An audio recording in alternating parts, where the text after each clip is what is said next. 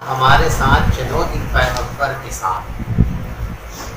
تو دوسرے شخص نے کہا کہ دیکھو میاں، نبی مت کہو، اگر تمہاری زبان سے انہوں نے سن لیا کہ تم ان کو نبی کہتے ہو، فَقَانَ لَهُ أَرْبَعُ أَعْيُنٍ، تو 4 آنکھ ہو جائیں گی، ان کی 4 آنکھ ہو جائیں گی۔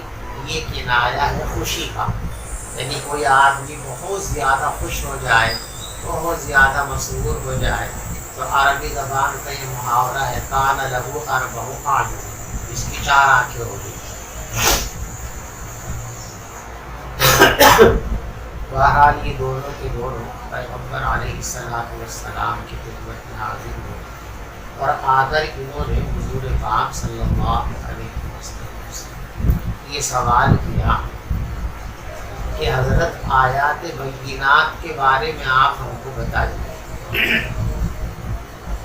دیکھو آیات بینات قرآن پاک میں حضرت موسیٰ علیہ السلام کے واقعے میں قرآن پاک میں 2 جگہ آیا، ٹھیک ہے، اس سے کیا مراد ہے؟ اور یہاں یہودیوں نے آیات بینات سے جن چیزوں کے بارے میں سوال کیا ہے وہ کیا ہے؟ بعض حضرات کا خیال تو یہ ہے کہ جو مخصوص احکام تھے جن پر عمل کرنے کی ذمہ داری دی گئی تھی، انہوں نے ان کے بارے میں پوچھا آیات بینات کا۔ چنانچہ حضور پاک صلی اللہ علیہ وسلم نے اسی کو بیان فرمایا کہ شرک مت کیا کرو، چوری مت کیا کرو، زنا مت کیا کرو، کسی کو قتل مت کیا کرو، کسی کی بے وجہ شکایت مت لگایا کرو، کسی پر تہمت مت لگایا کرو، میدان جنگ سے فرار اختیار مت کیا کرو۔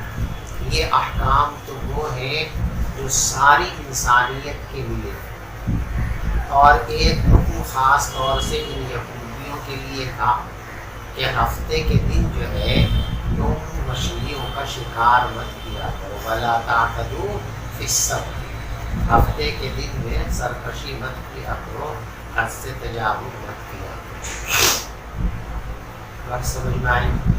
اور بعض حضرات کا خیال یہ ہے کہ ان لوگوں نے جو پوچھا آیات بینات، تو آیات بینات سے یہاں وہ خاص 9 معجزے ہیں جو حضرت موسیٰ علیہ السلام کی تائید کے لیے ان کے حق میں ظاہر کیے گئے تھے۔ اب سوال یہ پیدا ہوتا ہے کہ اگر ان معجزات کے بارے میں سوال تھا ان یہودیوں کا، تو حضور پاک صلی اللہ علیہ وسلم نے ان معجزات کا ذکر تو فرمایا نہیں بلکہ احکام کا ذکر فرمایا، تو اس صورت کے اندر سوال اور جواب کے اندر مطابقت نہیں رہے گی۔ اس کا جواب یہ ہے کہ یہ جواب علی اسلوب الحکیم،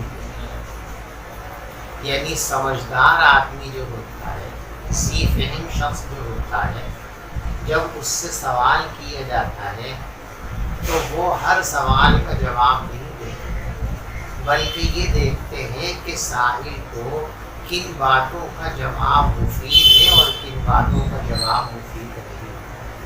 تو جو باتیں مفید ہیں وہ بتا دی جاتی ہیں، جو غیر مفید ہوتی ہیں وہ چھوڑ دیا جاتا ہے۔ موسیٰ علیہ السلام کے معجزات کیا کیا تھے؟ ظاہر بات ہے ان کو بیان کرنے سے ان لوگوں کا کوئی فائدہ نہیں تھا۔ ہاں، اللہ کیا کیا کرانا چاہتے ہیں، اللہ کن کاموں کو کرنے سے راضی اور خوش ہوں گے، اس میں ان لوگوں کا اور پوری انسانیت کا فائدہ ہے۔ اس لیے جس چیز میں فائدہ تھا اس کو بیان کیا، اور جس چیز میں فائدہ نہیں تھا اس کو بیان نہیں کیا، اس لیے آپ نے احکام کو بیان کر دیا۔ اور بعض لوگوں نے یہ بھی جواب دیا ہے کہ ان لوگوں نے سوال دونوں چیزوں کے بارے میں کیا تھا، احکام کے بارے میں بھی اور اسی طریقے سے معجزات کے بارے میں۔ تو معجزات تو بہت مشہور ہیں، شہرت کی وجہ سے ان کو آپ نے بیان نہیں فرمایا، احکام کو آپ نے بیان فرمایا۔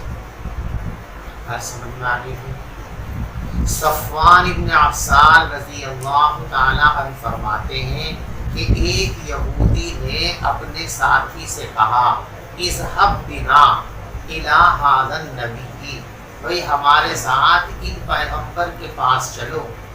تو اس یہودی نے اپنے دوست سے کہا لا تقل نبی، نبی مت کہو، انہ لو سمعک لکان لہ اربع اعین، اگر انہوں نے تم کو نبی کہتے ہوئے سن لیا تو ان کی 4 آنکھ ہو جائیں گی۔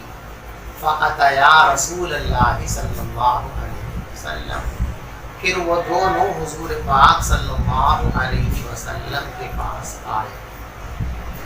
فسألاه، اور انہوں نے حضور پاک صلی اللہ علیہ وسلم سے سوال کیا۔ یہ سوال عمل کے لیے نہیں تھا بلکہ پچھلے تھا نا امتحان، کس کے لیے تھا؟ یہ سوال امتحان کے لیے تھا، آپ کو آزمانا چاہتے تھے۔ فقال رسول اللہ، تو پیغمبر علیہ السلام نے ارشاد فرمایا لا تشرکوا باللہ شیئا، اللہ کے ساتھ کسی کو شریک نہ بناؤ، ولا تسرقوا، چوری مت کرو، ولا تزنوا، زنا مت کرو، ولا تقتلوا النفس التي حرم اللہ الا بالحق، اور جس انسان کے قتل کو اللہ نے حرام قرار دیا ہے اس کو قتل مت کیا کرو مگر حق شریعت کی وجہ سے، ولا تمشوا ببریء، اور کسی بے قصور کو مت لے جایا کرو بادشاہ کے پاس تاکہ وہ اس کو قتل کر دے، یعنی کسی کی جھوٹی شکایت سربراہ کے سامنے مت کیا کرو، جھوٹی شکایت کر دو گے بے قصور آدمی مارا جائے گا، سزا پالے گا۔ ولا تسحروا، اور جادو مت کیا کرو، ولا تأکلوا الربا، اور سود مت کھایا کرو، ولا تقذفوا محصنۃ، اور کسی پاک دامن عورت پر تہمت مت لگایا کرو، ولا تولوا للفرار یوم الزحف، اور لڑائی کے دن میدان چھوڑ کر مت بھاگا کرو۔ یہ تو عام احکام ہے سب کے لیے، ہر مسلمان ان چیزوں کا مکلف ہے، ہر انسان ان چیزوں کا مکلف ہے، تمام مذاہب کے اندر یہ احکام سب کے لیے لازم اور ضروری رہے ہیں اور قیامت تک رہیں گے۔ اور یہودیوں کے لیے خاص حکم آیا تھا کہ ہفتے کے دن مچھلیوں کا شکار مت کیا کرو، تو انہوں نے وہ چال بازی شروع کر دی کہ ہفتے کے دن جو ہے وہ چھوٹی چھوٹی نالیاں کر دیا کرتے تھے گڈھوں میں، اور وہ پانی کے جوش کے ساتھ مچھلیاں ادھر آ جایا کرتی تھی اور پھر ان کو پکڑ لیا کرتے تھے، اور یہ کہتے تھے بھئی ہم نے ہفتے کے دن تھوڑی پکڑے، ہم نے تو اتوار میں پکڑی ہے، اتوار میں ہاتھ میں تو لی ہے لیکن دریا سے باہر کس پر کھینچی ہے، ہفتے کے دن کھینچی وہ خاص طور سے۔ اور اے یہودیوں، خاص طور سے تم پر یہ لازم ہے کہ تم ہفتے کے دن سرکشی مت کیا کرو۔ جب حضور پاک صلی اللہ علیہ وسلم نے ان کو یہ باتیں بتائی تو ان کو یقین ہو گیا کہ یہ واقعتاً نبی ہیں، یہ سب باتیں نبی ہی بتا سکتے ہیں۔ فقبلا یدیہ ورجلیہ، تو رسول پاک صلی اللہ علیہ وسلم کے ہاتھ پاؤں چھوئے اور کہنے لگے نشہد انک نبی، ہم گواہی دیتے ہیں کہ آپ یقیناً اللہ کے پیغمبر ہیں۔ تو حضور پاک صلی اللہ علیہ وسلم نے ان سے یہ کہا کہ بھائی جب تم اس بات کو مانتے ہو کہ میں اللہ کا پیغمبر ہوں، نبی ہوں، تو پھر مجھ پر ایمان کیوں نہیں لاتے ہو؟ میرا کہنا کیوں نہیں مانتے ہو؟ میری پیروی کیوں نہیں کرتے ہو؟ تو اب انہوں نے جھوٹ بولا کہ دیکھو حضرت داؤد علیہ السلام نے اللہ سے ایک دعا کی تھی کہ اللہ میرے خاندان میں نبوت ہمیشہ باقی رہے، تو نبی ہے، مستجاب الدعوات ہیں، اللہ نے ان کی دعوت قبول کر لی ہے، دعا قبول کر لی ہے، تو اس لیے ایک نبی ہمارے یہاں ضرور آئیں گے، اور وہ نبی آئیں گے تو ہر نبی کو غلبہ ملتا ہے، ان کو بھی غلبہ ملے گا، تو یہ یہودی ہمیں قتل کر ڈالیں گے اگر ہم نے آپ کی پیروی۔ یہ جھوٹ تھا ان کا، اس لیے کہ حضرت داؤد علیہ السلام کو بھی یہ بات معلوم تھی کہ نبی آخر الزماں آئیں گے اور ان کی آمد پر تمام ادیان منسوخ کر دیے جائیں گے۔ تو جب اللہ کی طرف سے یہ بات ان کو بتا دی گئی تھی تو اس کے خلاف وہ کوئی دعا کیسے مانگ سکتے ہیں؟ سوال پیدا ہوتا۔ تو وہ کہنے لگے، اچھا پیغمبر علیہ الصلوۃ والسلام نے فرمایا فما یمنعکم ان تتبعونی، پھر تم کو کیا چیز روکتی ہے میری پیروی سے؟ قالا، تو دونوں کہنے لگے ان داؤد، حضرت داؤد علیہ السلام نے اپنے رب سے دعا کی تھی کہ ان کی نسل میں برابر نبی آتے رہیں۔ وَإِنَّا نَخَافُ، اور ہم ڈرتے ہیں اس بات سے کہ اگر ہم نے آپ کی پیروی کی تو یہ یہودی ہم کو مار ڈالیں گے۔ رواہ ترمذی و ابو داؤد والنسائی۔ وعن انس قال قال رسول الله صلى الله عليه وسلم ثلاث من اصل الايمان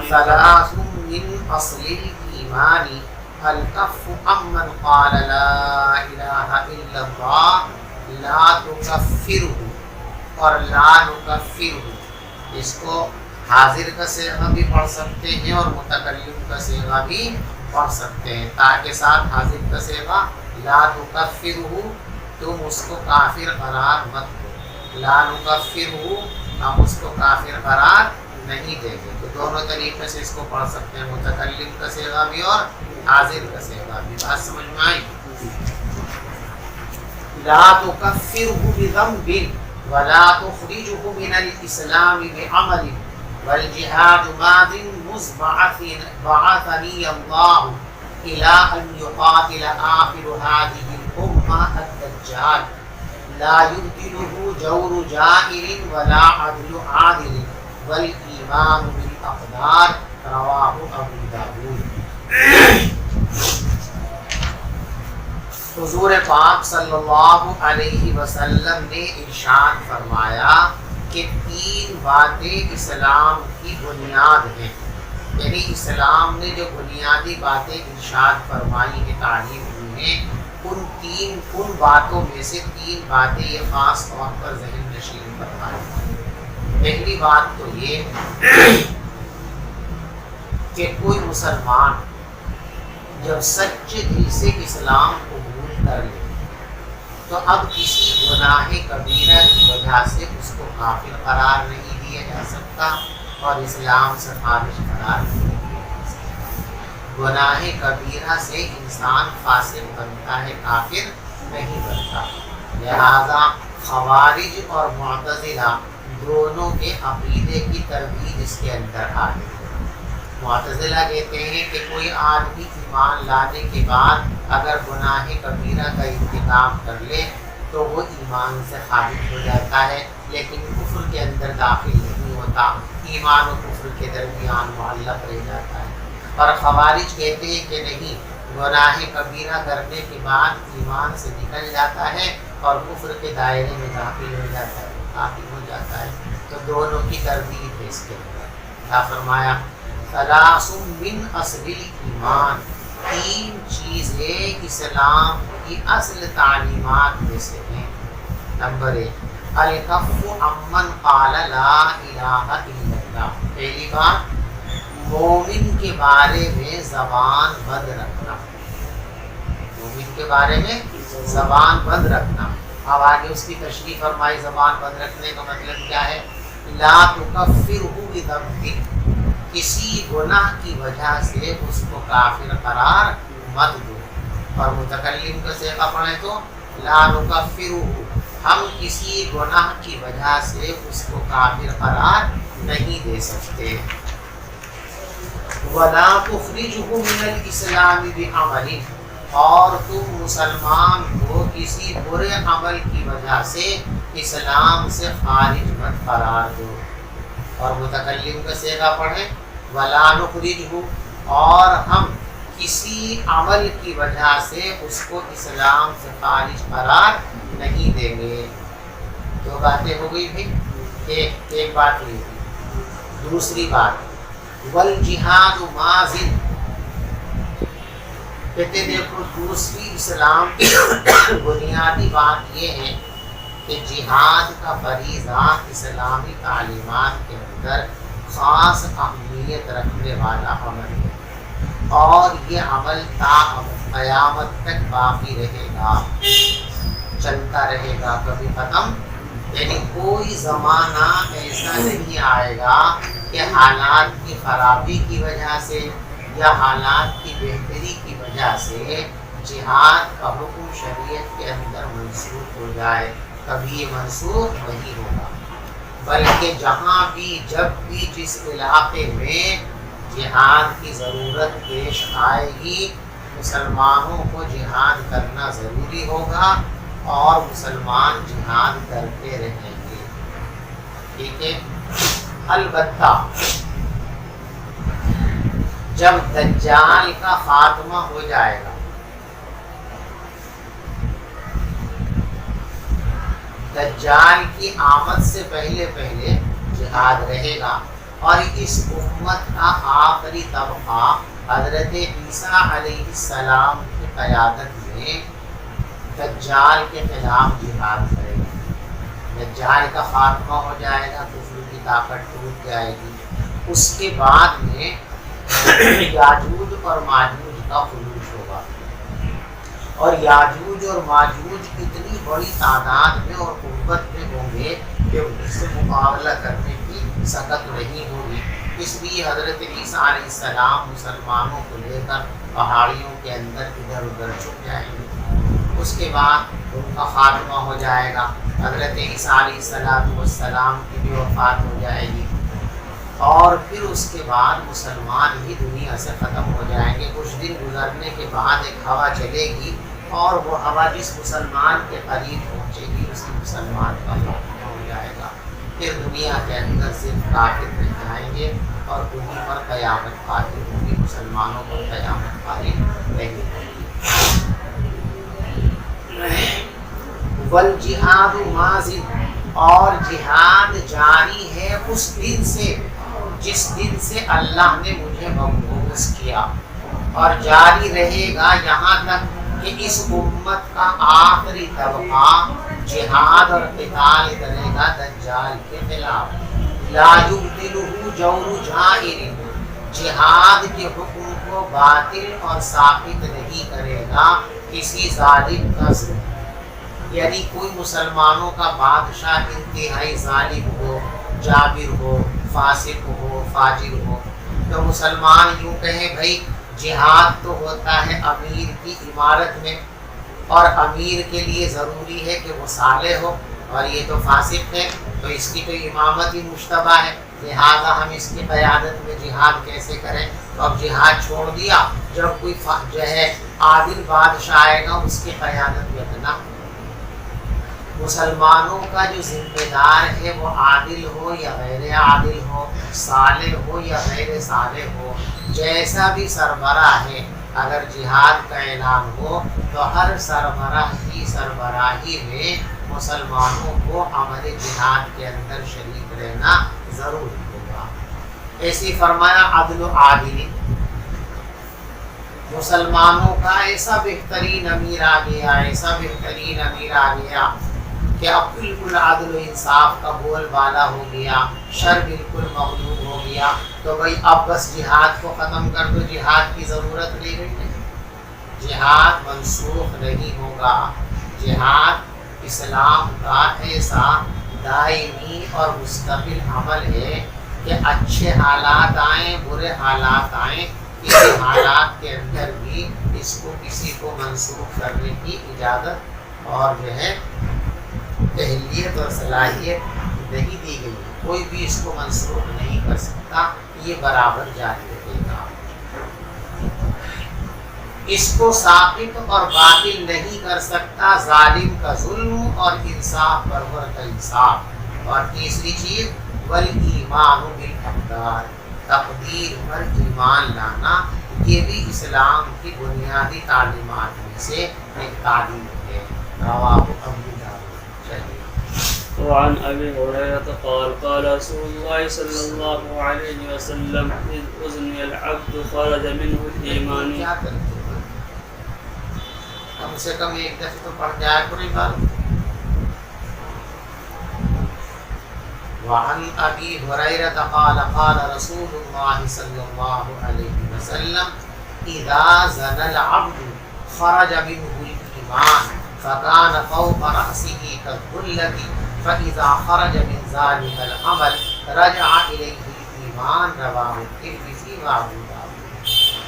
پہلی یہ بات گزر چکی ہے کہ مومن گناہوں کے اندر جب مبتلا ہوتا ہے تو اس کی بنیادی وجہ ہوتی ہے ایمان کے استحضار کا ختم ہو جانا، اور اس کا اثر یہ ہوتا ہے کہ گناہ کرنے کی وجہ سے انوار ایمانی اس سے سلب کر دیے جاتے ہیں۔ یہ بات پیچھے گزر چکی ہے پہلی فصل کے اندر، اسی کو یہاں بیان کیا گیا۔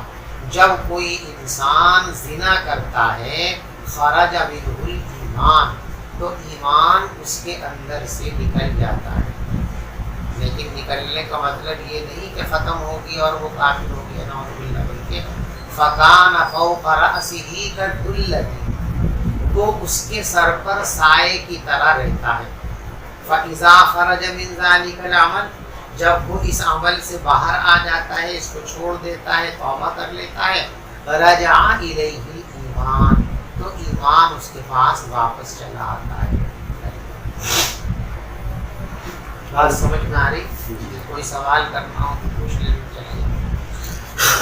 الفصل السادس عن معاذ قال اوصاني رسول الله صلى الله عليه وسلم بعشر كلمات بعشر كلمات قال لا تشرك بالله شيئا وإن قتلت وحرقت ولا تعقن والديك وإن أمراك أن تخرج من أهلك ومالك ولا تتركن صلاة مكتوبة متعمدا فإن من ترك صلاة مكتوبة متعمدا فقد برئت منه ذمة الله ولا تشربن خمرا فإنه رأس كل فاحشة وإياك والمعصية فإن بالمعصية حل سخط الله وإياك والفرار من الزحف إن هلك الناس وإذا أصاب الناس موت وأنت فيهم فاثبت وأنفق على عيالك من قولك ولا ترفع عنكم عصاك أدبا وأخفهم في الله رواه أحمد۔ حضرت معاذ رضی اللہ تعالی عنہ فرماتے ہیں کہ مجھے رسول پاک صلی اللہ علیہ وسلم نے 10 باتوں کی وصیت فرمائی، یعنی حضور نے فرمایا تھا کہ دیکھو یہ 10 کام تم خاص طور سے کرنا، اور یہ 10 کام جو بتائے گئے ہیں یہ صرف انہی کے لیے نہیں تھے بلکہ پوری امت کے لیے ہیں، پوری امت ان کاموں کی مخاطب اور مکلف ہے۔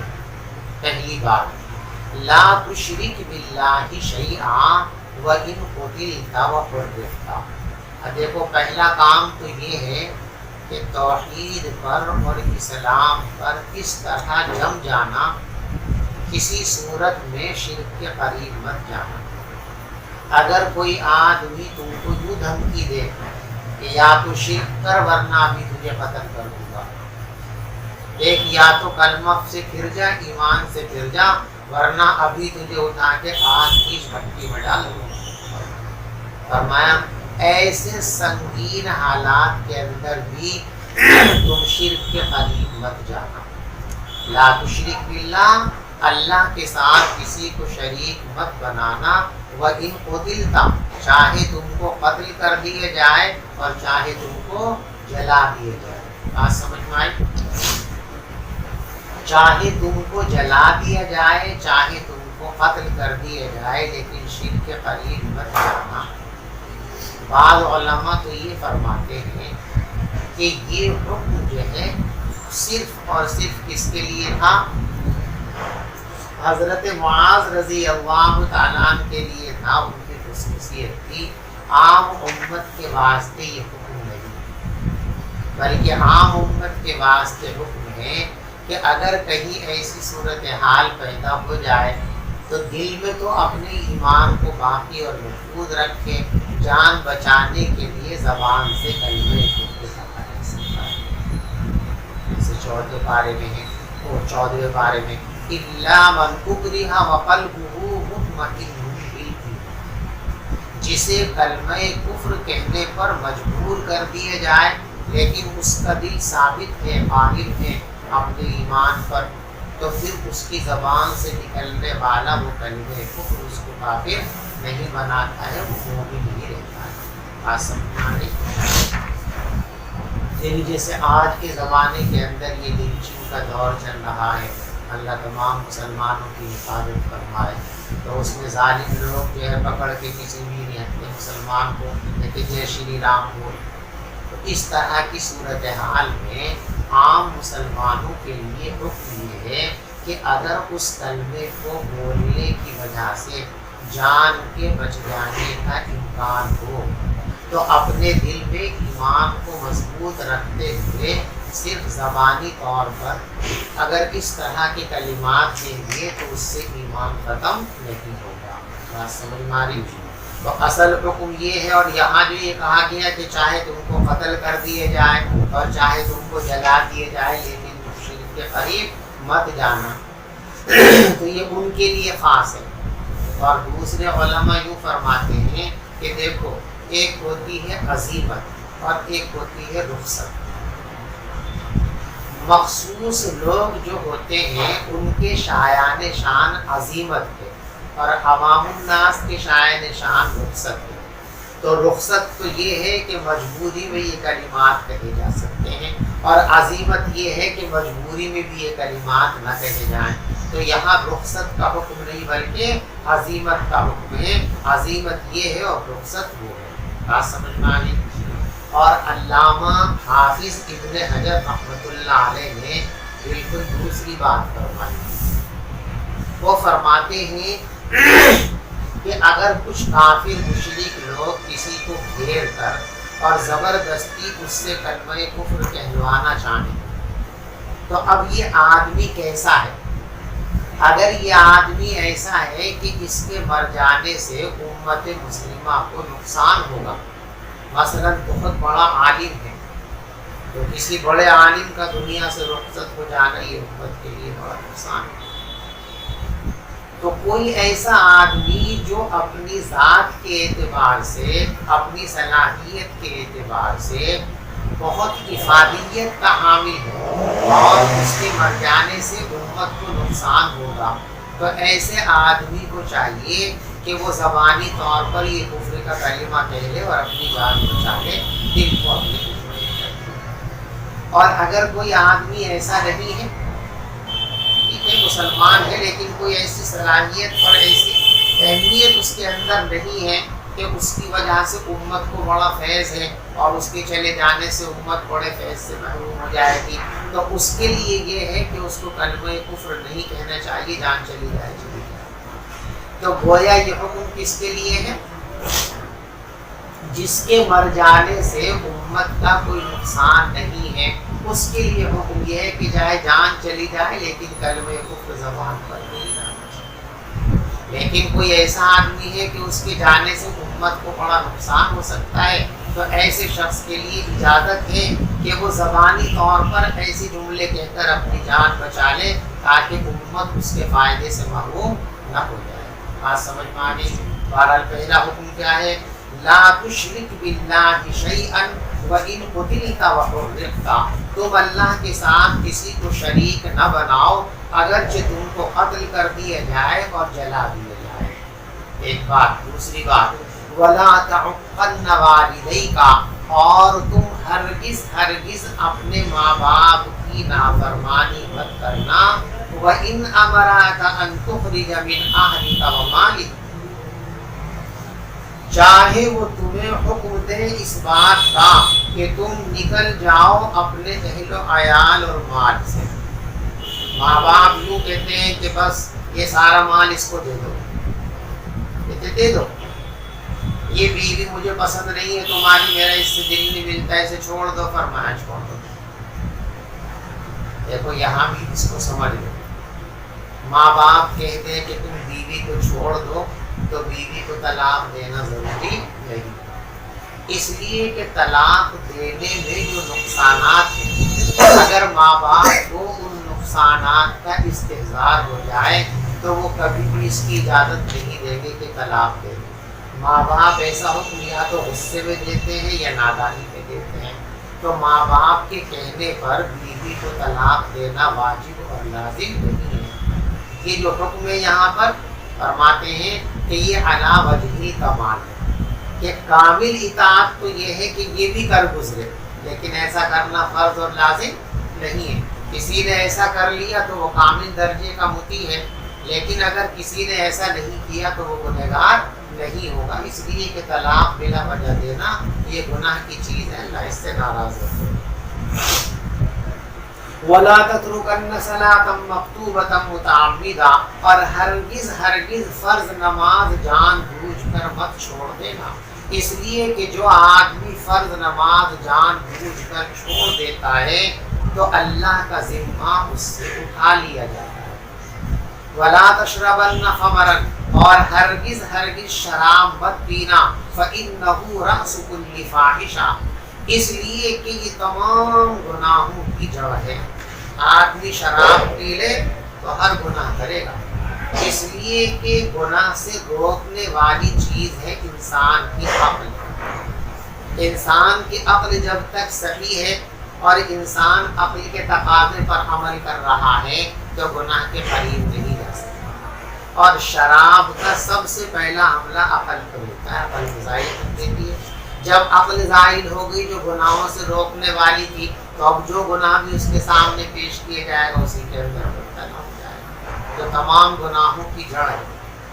اور ہرگز شراب مت پینا، اس لیے کہ یہ تمام برائیوں کی جڑ ہے۔ وَإِيَّاكَ وَالْمَعْصِيَةَ، اور اللہ کی ہر طرح کی نافرمانی سے بچو، اس لیے کہ نافرمانی سے اللہ کا غصہ آتا ہے۔ اللہ ہم سب کی وَإِيَّاكَ وَالْفَرَارَ مِنَ الزَّحْفِ، اور تم میدان جنگ سے بھاگنے سے بچو، میدان جنگ میں سے مت بھاگنا۔ دیکھو یہ بھی کمال کی بات بیان کی گئی ہے، ورنہ تو اگر کفار و مشرکین کی تعداد میدان میں مسلمانوں کی تعداد کے مقابلے میں دوگنے سے زیادہ ہو تو پھر وہاں سے ہٹ جانے کی اجازت ہے۔ اگر دوگنے ہیں یا دوگنوں سے کم ہیں تو پھر ہٹنے کی اجازت نہیں ہے، لیکن دوگنے سے بھی زیادہ تعداد ہے تو پھر اس کی اجازت ہے کہ آدمی مصلحتاً میدان سے ہٹ سکتا ہے۔ وَإِنْ هَلَكَ النَّاسُ، چاہے لوگ مر جائیں، وَإِذَا أَصَابَ النَّاسَ مَوْتٌ وَأَنْتَ فِيهِمْ فَاصْبِرْ، اور جب لوگوں کو موت آنے لگے اور تم ان لوگوں کے درمیان ہو تو وہی ٹھہرے رہنا، یعنی کوئی وبائی بیماری پھیل رہی، اللہ ہم سب کی حفاظت فرمائے۔ کسی شہر کے اندر وبائی بیماری پھیل گئی ہے کہ یہ مرا پھر وہ مرا پھر یہ مرا، یہ صورتحال مہاماری کی ہو گئی، تو بیماری کے ڈر سے اور موت کے ڈر سے اس شہر کو چھوڑ کر نہیں بھاگنا چاہیے، وہی رہنا چاہیے۔ ہاں کوئی شرعی اور دنیاوی تقاضا ہے وہاں سے جانے کا تو چلے جائیے۔ ایک آدمی پہلے سے حج کے لیے تیار بیٹھا ہوا تھا، اب اس کا آ گیا ٹکٹ، چلے جائے، عمرے کو تیار تھا چلا جائے، اس کا کوئی تجارتی سفر پہلے سے طے تھا جانے چلا جائے، یعنی ضرورت کے لیے تو جا سکتا ہے، اس خوف سے کہ اگر یہاں رہوں گا تو میں بھی اس بیماری کی زد میں آ سکتا ہوں، اس نیت سے بھاگنا یہ جائز نہیں ہے، بلکہ وہی رہنا چاہیے۔ بات سمجھ میں آ رہی؟ وبائی بیماریوں کے سلسلے میں وہاں سے نہ بھاگنے کی جو تعلیم ہے، اس میں بہت ساری حکمت ہے۔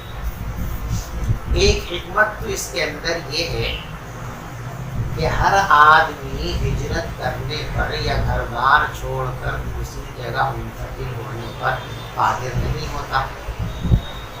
اب جو لوگ جا سکتے ہیں وہ تو اٹھا کے چل دیے سامان، تو جو بیچارے نہیں جا سکتے ان کی تو اور ہمت ٹوٹ جائے گی۔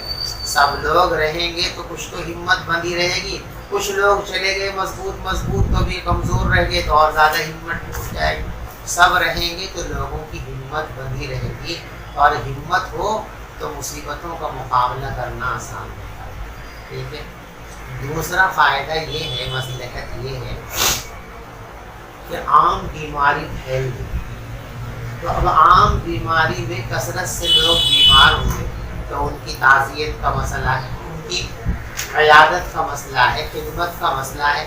اب سارے تندرست لوگ یہاں سے بھاگ گئے تو جو بیمار ہیں ان کی عیادت کون کرے گا، ان کی دیکھ بھال کون کرے گا؟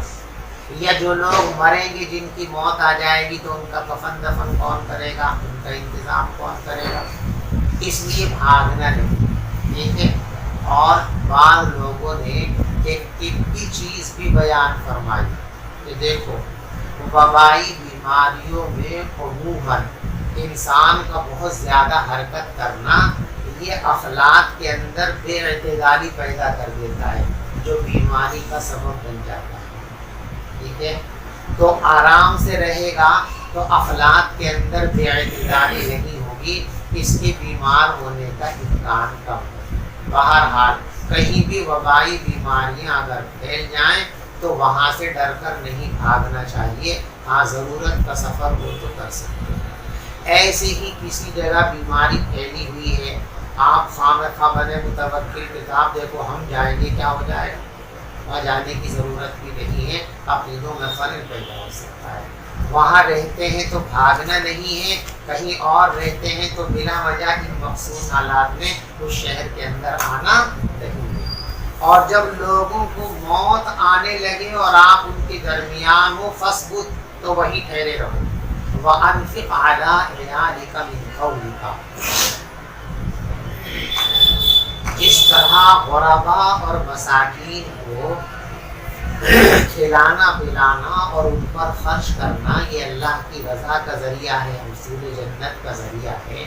آدمی اپنے اہل و عیال کی پرورش پر، ان کی ضرورت پر جو خرچ کرتا ہے اس پر بھی اس کو اجر و ثواب ملے گا. لہذا اپنی گنجائش کے مطابق اہل و عیال پر خرچ کرتے رہنا چاہیے. جو لوگ ہوتے ہوئے بھی اپنے بچوں کی ضرورتوں میں بخل کرتے ہیں، اپنی بیویوں کی ضرورت میں بخل کرتے ہیں، وہ اچھے لوگ نہیں ہیں. اچھے لوگ وہ ہیں جو اپنی گنجائش کے مطابق اپنے اہل و عیال کی ضرورتوں کا پورا خیال رکھیں، ان کو خوش کریں، ان کی ہر ضرورت پوری کرنے کا اہتمام کریں. وَأَنفِقْ عَلَىٰ عِيَالِكَ. اور اپنے گھر والوں پر خرچ کرو اپنی گنجائش کے مطابق. لیکن صرف کھلاتے رہو، کپڑے پہناتے رہو اور ان کی ہر ضرورت پوری کرتے رہو اور ان کی تربیت پر دھیان نہیں ہے، یہ بھی غلط بات ہے. کھلاؤ پلاؤ، محبت خوب کرو، خوب محبت کرو، لیکن جب دیکھو ٹیڑھے ہو رہے تو پھر سخت ہو جاؤ. ٹھیک ہے. تھپڑ بھی لگاؤ، ڈنڈا بھی لگاؤ، پنچی بھی لگاؤ، ڈانٹ ڈپٹ بھی کرو، اس لیے کہ اگر یہ سب نہیں کرو گے تو وہ برباد ہو جائیں گے، بگڑ جائیں گے. وَلَا تَرْفَعْ عَنْهُمْ عَصَاكَ عَدَبًا. اور تربیت کے لیے ان کے اوپر سے اپنا ڈنڈا اٹھا مت لینا. گھر والوں کو یہ یقین ہو گیا کہ ہمارے ابا تو کبھی کچھ کہہ نہیں سکتے، بیچارے کچھ بھی نہیں کہنے کے، چاہے الٹا کرو سیدھا کرو، فلم دیکھو، ناچو ڈانس کرو، شراب پی کے آؤ، جوا کھیل، ابا جی کچھ نہیں کہنے کے. یہ تصور بھی ان کے اندر پیدا مت ہونے دو. ان میں یہ ڈر لگاؤ کہ ذرا بھی گڑبڑ ہو گئی تو ابا کا ہاتھ بھی گھومے گا، ڈنڈا بھی گھومے گا، دونوں چیزیں گھومیں گی. وَأَخِفْهُمْ فِي اللَّهِ. اور اللہ کے احکام کے سلسلے میں ان کو ڈراتے رہو، عذاب بتاتے رہو، سزا بتاتے رہو، ڈانٹ ڈپٹ کرتے رہو، آخرت کی فکر دلاتے رہو. رواہ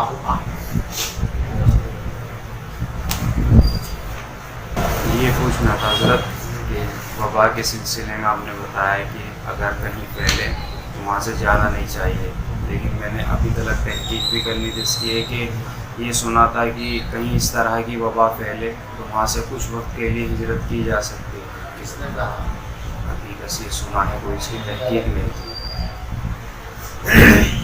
جہاں یہ وبائیں پھیل رہی ہوں اگر آپ وہاں نہیں ہیں تو وہاں مت جائیں گے. مسلمانوں کا ایک لشکر جا رہا تھا، جس شہر میں جانا تھا وہاں طاعون کی بیماری پھیلی ہوئی. تو اب صحابہ میں سے بعض لوگ تو یوں کہہ رہے تھے کہ بھئی کچھ بھی ہو اللہ مالک ہے، ہمیں تو چلنا ہی چلنا. کچھ لوگ کہہ رہے تھے نہیں بھی حالات ایسے نہیں، وہاں کو نہیں جانا چاہیے. اختلاف ہو ہی رہا تھا تو پیغمبر علیہ السلام کی حدیث بات صحابہ نے سنائی تو وہ لشکر فوراً وہاں سے واپس ہو گیا۔ اسلام کی تعلیم یہی ہے کہ وہی رہو، وہاں سے مت جاؤ۔ اور آج دنیا والے بھی اسی پہ عمل کر رہے ہیں۔ تو اس وقت جو کرونا کی وبائی بیماری پھیل رہی ہے تو اس میں یہ تو کہا جا رہا کہ جو جہاں ہے وہیں رہے۔ یہ لاک ڈاؤن کیا ہے؟ یہ تو ہے نا، کوئی اپنے گھروں سے مت نکلو، کہیں دوسرے شہر میں مت جاؤ، سفر مت کرو، ٹرینیں بند ہیں، بسیں بند ہیں، ہوائی جہاز بند ہیں۔ اسلام یہ کہتا ہے کہ مت جاؤ۔ یہ حکم صرف بیماری کے سلسلے میں ہے یا اگر کوئی پریشانی ہے اس سلسلے میں ہجرت کی جا سکتی ہے؟ پریشانی سے مراد سماج جینے نہیں دے رہا اس طرح کی۔ کوئی کلیدہ چیز ہوگی اس میں تو ہجرت کر سکتے ہیں۔ اچھا، یہ حکم بیماری کے سلسلے میں؟ بیماریوں کے سلسلے یعنی آدمی سوچتا ہے نا کہ یار یہاں رہوں گا تو میں بھی بیمار ہو جاؤں گا، یہ غیر اسلامی عقیدہ ہے۔ اس لیے فرمایا کہ ایسا مت سمجھ، یہاں رہنے سے تم بیمار نہیں ہوگی، تو بیمار ہونا ہے تمہیں تو یہاں سے بھگ بھی جاؤ گے جب بھی ہو جاؤ گے، اور نہیں ہونا تو یہیں رہو گے تب بھی نہیں ہوگے۔ اور جیسے ہمارے یہاں پہ جنہیں ایڈس ہوتا ہے تو ان کے ساتھ نہ تو کھانے کو لوگ پسند کرتے ہیں، پانی نہیں پی سکتے جس گلاس میں انہوں نے پانی پیا ہے، تو یہ ایک مسلمان کا عمل ہو یا احتیاط کے طور پر وہ کر سکتا ہے، مطلب بچنے کی نہیں، کوشش؟ بچنا چاہیے، ہاں، اس میں تھوڑا فرق بتا دیں۔ بچنا چاہیے۔ پیغمبر علیہ السلام نے ارشاد فرمایا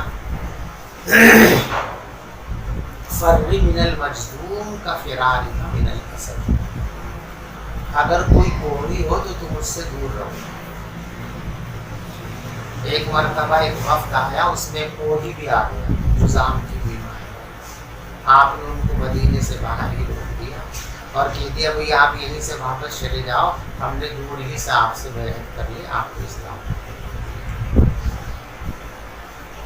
تو اس طرح کی جو بیماریاں ہیں جن کے بارے میں لوگوں کا عقیدہ، خیال اور تحقیق یہ ہے کہ ان بیماریوں میں متعدی ہونے کی صلاحیت ہے، ایسے بیماروں سے بطور احتیاط فاصلہ رکھنا۔